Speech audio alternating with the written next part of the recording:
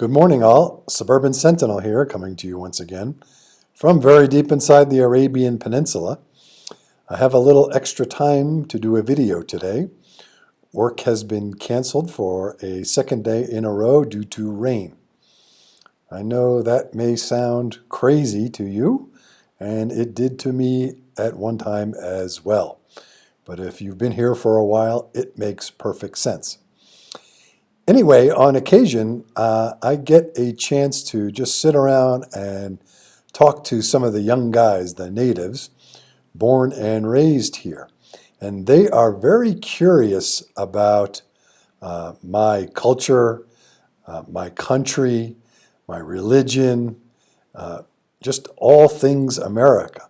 So we do get a chance to talk about my country, their country, and I figured I would share some of the things we talk about, because some of the things they say or some of the things they ask are rather insightful, thought-provoking, or just plain funny.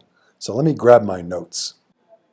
Okay, first noteworthy conversation was a language question.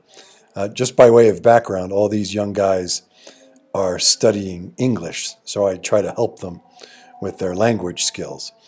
And they asked me, in English, you say, your nose runs and your feet smell.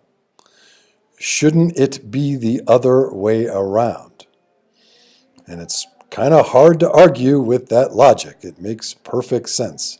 Never really thought about it, and I have no explanation. Second conversation we had, this is more of a miscommunication.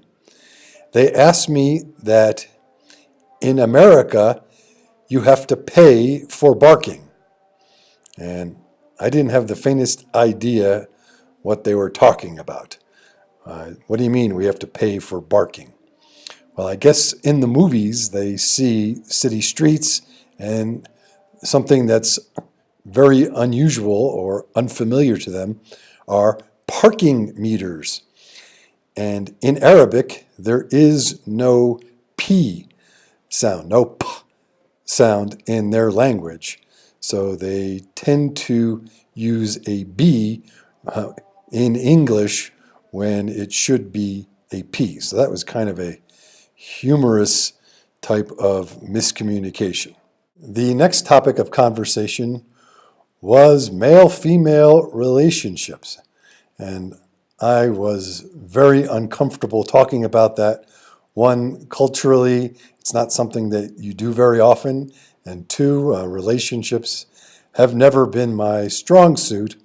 But one of these young guys asked, actually before I get to the question, the context is teenagers, men and women, are not permitted to date, at least not here.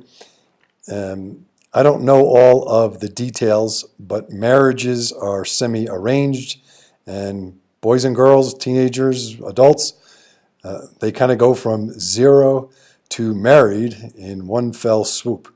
And I'm oversimplifying, but I don't really know all the ins and outs. But anyway, the question came up, how will I know if a girl likes me? Again, I wasn't real comfortable addressing this particular issue, but I told him the truth. I said, I really don't know. I've been out of that for a very long time, and I wasn't good at it to begin with. How will you know if a girl likes you? And I told him it really doesn't matter, because sooner or later, she'll get over it. The last thing we talked about was yet another English linguistics issue. We had a rather lengthy and heated discussion as to why in English we say, I have to take a piss instead of I have to take the piss. And during this whole thing, I'm thinking, I spent a lot of years at night in graduate school, and this is the type of intellectual pursuit I have at more than 50 years old. something is wrong with the universe. So those were a few of my conversations. I have many more that I probably should document before I get too senile to remember. Anyway, thanks for watching. This is the Suburban Sentinel. Please thumbs up, share, and subscribe if you like what you see. Questions, enlightening comments, and differing opinions are always welcome. Be safe back there in the world, everybody.